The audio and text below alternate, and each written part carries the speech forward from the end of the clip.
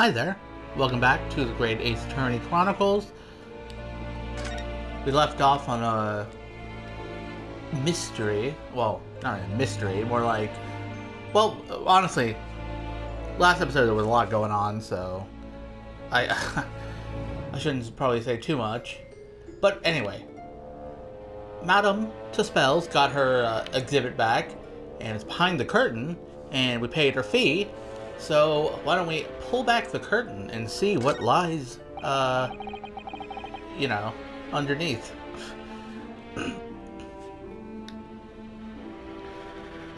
5 shillings we've had to pay. It doesn't seem right somehow that Mr. Sholmes slipped the money into his own pocket, does it? Well, yeah, I feel like that probably belongs to, you know, we'll go to Madame Tuspel's, but, you know. Then again, I mean, maybe it's like a commission thing, you know? No. Ah, we could ask Gina to retrieve it for us, using her special skills. Pickpocketing police officers and diddling detectives. Is this what makes Britain great? Don't talk about diddling, okay? I don't want to hear any more about diddling if it can be avoided. Not to mention, demigod prosecutors taking the law into their own hands, or chip-loving inspectors.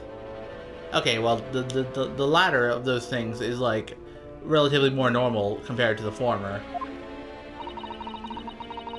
Inspector Gregson comes off rather well in that list, I think. Yeah, exactly. Cesato gets it. Anyway, can we fucking see what's behind the curtain? Sholmes made it sound like it was a pretty big deal. Ooh, here we are. Wait, is it like a... Oh. Is it like a whole separate, room? I mean, I just thought it was like a... I didn't know there was like a whole other, like, thing to it. I just thought it was gonna be like a little hole in the wall, but this is like a whole other, you know, part of the museum. I guess that's why it's its own exhibit.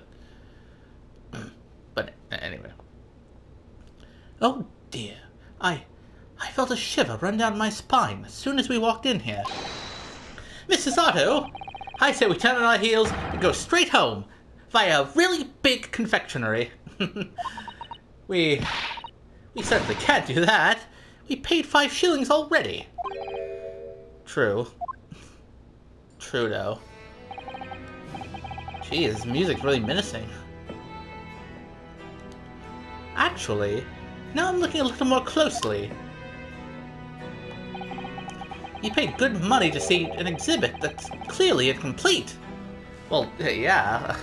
Well, don't go losing your head over it, Inosuke. The nerve of the great diddling detective is far more terrifying than anything else in this place. Again with the diddling, my good man.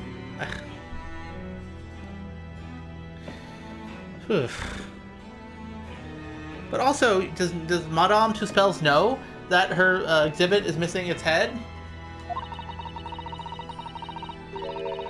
This must be what Mr. Sholmes meant when he said the case was largely solved. I mean, I guess it's like 80% there. I mean, come on, man. You've done half a job and you got a full smile. Be that as it may, Mr. Sholmes heavily implied there'd be a clue about the engineer in here, didn't he? But where? Oh yeah, because we did ask about old Enoch Druber. Since we paid 5 shillings, let's do 5 shillings worth of investigation, shall we? Yes, we will get what we paid for. Is that fear or frustration that's making Susato-san's voice tremble? Maybe a little bit of both.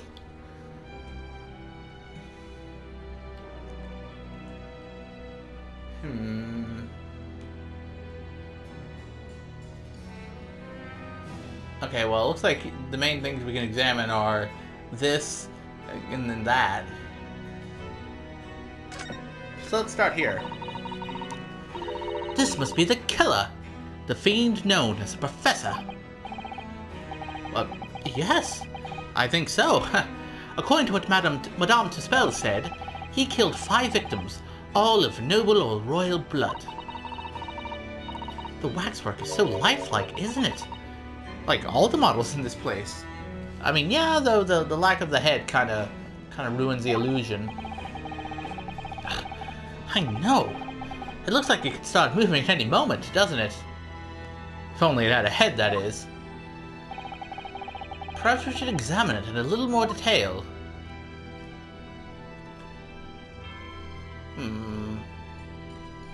Number 139. It's a bit weird that he doesn't have a name. Well, I mean, the tombstone, you know? Like, I feel like they normally have, like, they mark the graves, don't they? So this is a condemned man. Yes, the so-called professor. Then perhaps his head was chopped off by a guillotine. But unable to find peace, he emerged from his grave as a headless ghost. Oh, Jesus Christ. Do we have to entertain such terrifying ideas, Mrs. Otto? I'm just a little boy. Anyway, I'm sure the model had a head once. There's a metal fitting for it, see? Then perhaps Mr. Sholmes absent-mindedly forgot to reattach it. That's an extremely absent-minded detective you're describing, isn't it?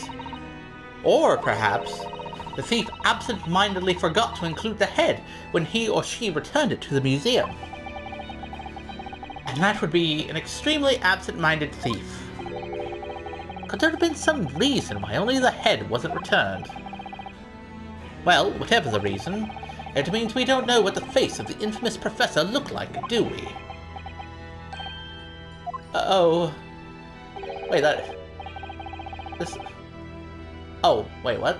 There's something caught just inside the convict's jacket here. What's that? Oh, is that a fucking, what, a bergmite? An avalug? It looks like a piece of broken glass. And quite a big piece, too. Oh, it's very thick, isn't it? About 5 times thicker than normal window glazing, I'd say. Where could such a thick piece of glass have come from, I wonder? I suppose it must have been made thick to increase its strength. But why? Well, perhaps because the glass had to span a particularly wide area, such as in a big building, for example. Ah, well, we've seen a large glass building recently, haven't we? And some of the glass was broken too. Oh yeah, we have seen a glass building, haven't we? That had broken glass, and whose name, and where a Mr. Lodi Gasman was found. You don't mean... Exactly. The Crystal Tower at the Great Exhibition. But why would glass from the Crystal Tower be lodged inside this waxwork's jacket? Makes you think, doesn't it? The piece of broken glass has been entered into the court record. Presumably from the Crystal Tower. It is pretty curious. Earlier in court, we established that the kinesis experiment was a trick. And now we discover this fragment of glass here in this waxwork. Is it just a coincidence? I think not. Not at all. In fact, I sort of hinted at this before, but now I'm pretty sure of it. This waxwork figurine was involved with the instantaneous kinesis scam and how it went down. I'm still not, I wasn't sure exactly how it worked or to what end, or at least not well, now I have more of an idea, but it considering what we knew about Aspen and the fact that apparently, there might have been body doubles involved or whatever, and the fact that a waxwork figurine was stolen, it kind of, those dots kind of connect themselves, And now that we've seen that kind of confirms it, I would say. Is there anything else of note?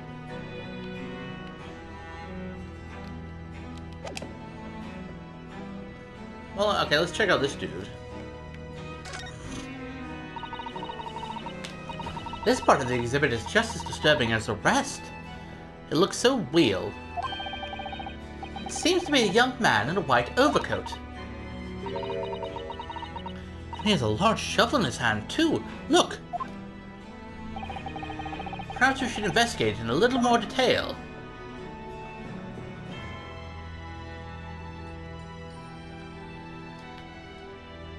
Huh. Okay, so he's got a camera, got a lantern, got a weird face. Well, let's just take it one step at a time. What a large shovel. He's holding it rather ominously, isn't he? What on earth was the man doing with a shovel in a graveyard in the middle of the night? Well, geez, what do you think? He was probably fucking digging graves. You know, maybe a bit of grave robbing, you know? Mrs. Otto? Yes? That's a spade, isn't it? Yeah, I was wondering if the fucking shovel and spade debate would come up here. No, it's a shovel. No. Shovels are for digging. That's for scooping up loose material. It's a spade. But he was digging. What? We've been through this, Mr. Naruhodo. It's a shovel. No. Although I haven't considered trowels. I'm pretty sure trowels are kind of on the short side of shovels. But yeah, I'm pretty sure it's a shovel because I'm pretty sure you wouldn't take a fucking spade to a graveyard if you were trying to scoop up, like, you wouldn't be scooping up loose material, right? We've allowed ourselves to be distracted, I feel.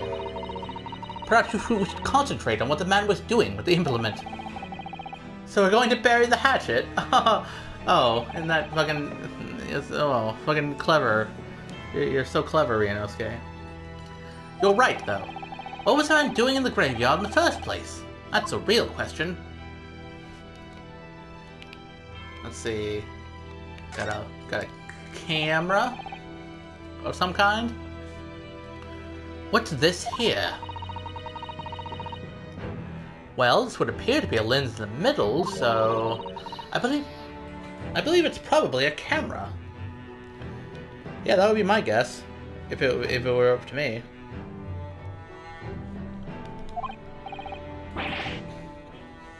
A camera? But it's so small! British technology is incredible, isn't it? I mean, what are Mr. Sholmes' skin prints? I think perhaps you should treat Mr. Sholmes' inventions as exceptions to the rule. But anyway, why would the man be in a graveyard at night with a camera? I wonder. Perhaps he was trying to capture the moment a dead body came back as a ghost on film. I mean, maybe if he was like a ghost hunter, but I don't think he's a ghost hunter. We'll just borrow this for a little while, I think. The camera from around the neck of a waxwork in the Madame Tussauds special exhibit. By looking at the photographic plate inside the camera, we can see what picture was taken. I mean, yeah, but also, like, it is just a prop, right? Like, I mean, it's a waxwork statue with props and stuff. I don't think you can get, like, actual evidence of what he was doing there.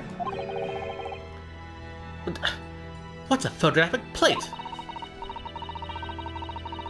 It's a piece of glass coated in a special emulsion that reacts to the light coming in through the lens. If we open the cover at the back of the camera, we should find it.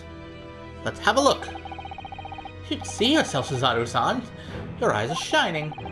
You really do like machinery, don't you? Yeah, seems like it. Let me just, let's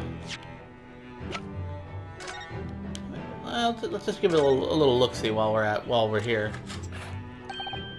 Oh, look! The cover came open!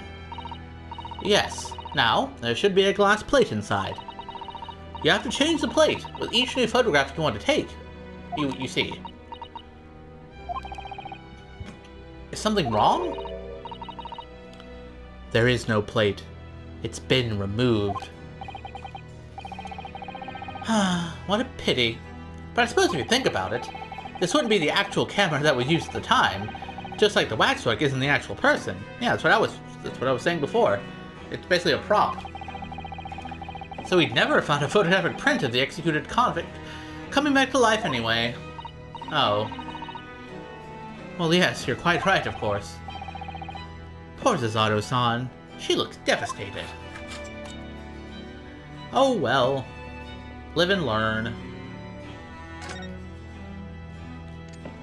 What about this part, though? Oh, whoa, whoa, whoa! Wait just a diddly darn second there, pal. What a wonderful machine! You really love contraptions like this, don't you? Oh, yes! Anything mechanical I find absolutely irresistible.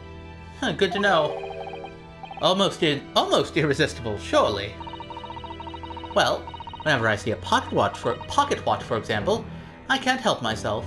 I simply have to take it apart. That's worrying. Jeez, let a lady have her hobbies. God.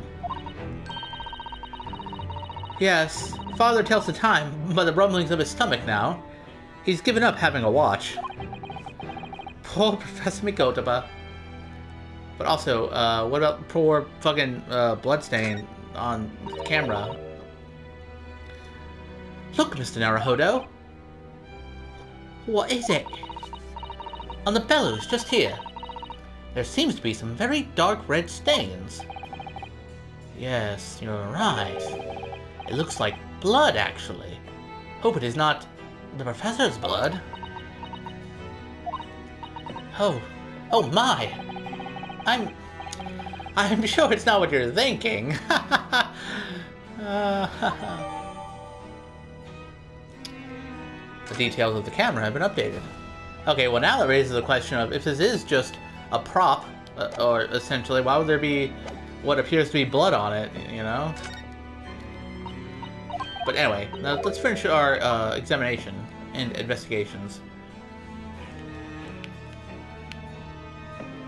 So we looked at that, we looked at this, let's look at this.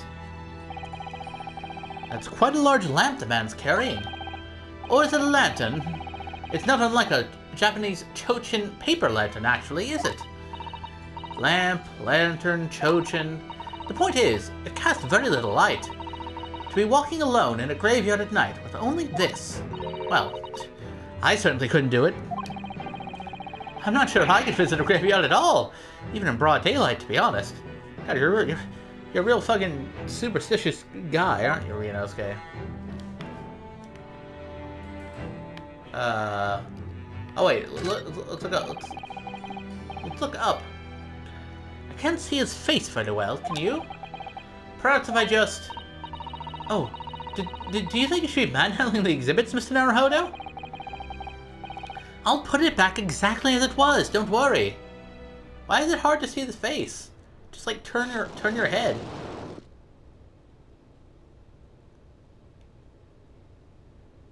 Oh, Jesus. Guy's got a bit of a weird fucking face. But also, yeah, like I'm pretty sure you can just like move your body to see his face. But okay. Ah! What on earth? How can... I don't believe it! A black monocle? Mr. Naruhodo! Is it possible that this man is... Yes... It's Enoch Trevor! Well, so it is. So it would appear. Though, he seems to be, dyed his hair in the more recent years, apparently. The color of his hair is different, but it's unmistakably him. Yeah, it doesn't look like we're having a very good time.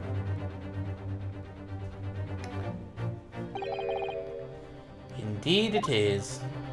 Oh, it's you, Sholmes. Mr. Sholmes! This man is the subject of your present hunt, I believe. Yes, that's right. I mean, it's cool. I mean, it's kind of neat that we found a statue of him, but like, why is he here? And why is there a statue of him? What's his relation to the professor incident? Because this is supposed to be the professor, right? Just who is this man? Why is he here in this exhibit? I don't fucking know. I don't got all the answers, my dude. And why does the contract behind him have no head? The head was missing when the model was returned by the thief who stole it.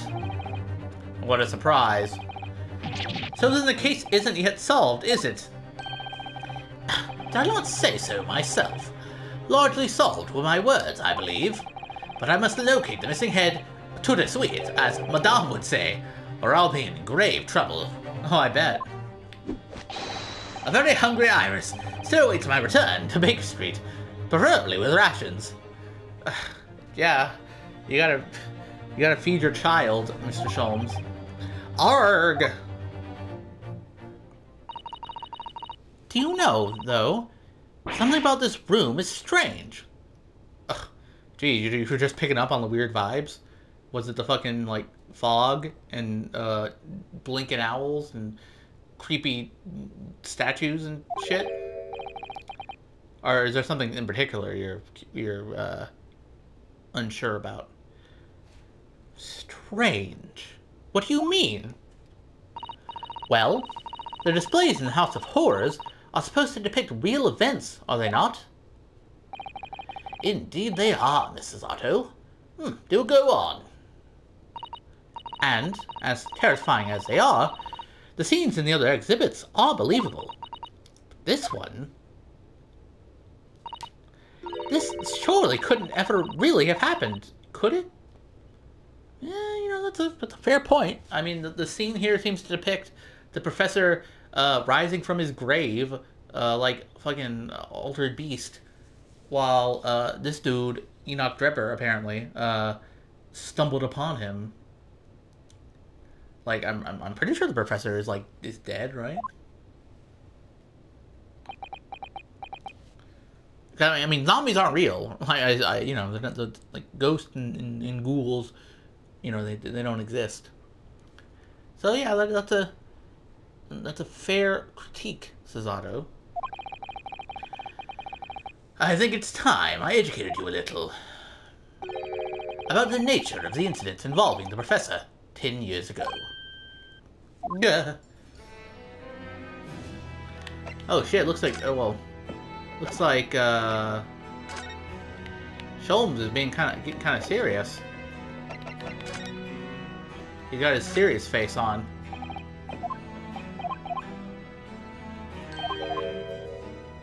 Yeah, and I guess he's not interested in anything I have. Or is he? Maybe I should show him the camera.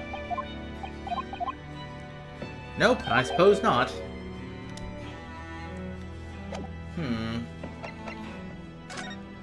Let's see. This episode is a little on the short side, but I feel like if I do this whole this exposition about the professor incident, that might end up taking a while longer yet.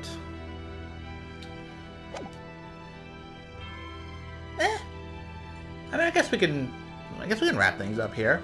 You know, it's a shorter episode, but it's not the end of the world. And then, you know, we can devote our full conversation time to the next episode to learning more about the professor, which is clearly going to be like a recurring thing. As if I mean, that wasn't already obvious, but like, obviously there's like some greater mystery at foot here, or at hand, that we're gonna have to like get to the bottom of.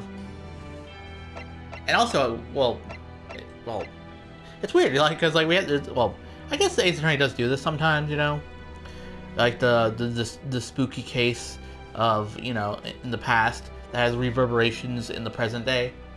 But at least, you know, we know that the guy we're looking for is still directly involved, so it's not like too out of the, you know, too lacking connections to what we're actually, you know, the present case we're dealing with. But, you know, that's just my observations and ramblings, which are, you know, not that interesting, I can imagine. So, for now, I think I'll wrap things up for here. We'll get the straight poop from Herlock in the next episode. As long as he isn't lying to us, because like you said, great detectives are wont to lie, but frankly, I want some real information, God damn it. But until then, I'll see you around.